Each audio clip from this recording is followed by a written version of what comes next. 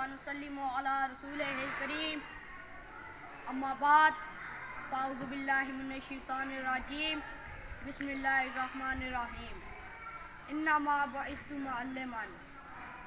Respected Mr. President, honorable teachers, audience and my dear fellows, Assalamu alaikum.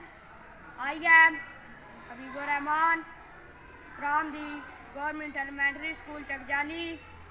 Today the topic of my speech is exemplary manners of Rasulullah sallallahu alaihi wasallam. ठीक है बेटा, आप उधर चलो, आओ भाई।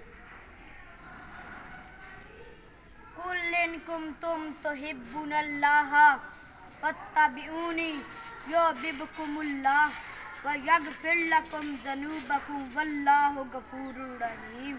ठीक है बेटा, शाबाश, आओ भाई। ठीक है नदीम साहब, तुम निकल गए। नदीम साहब, हम तुझे लगे थे भाई। ना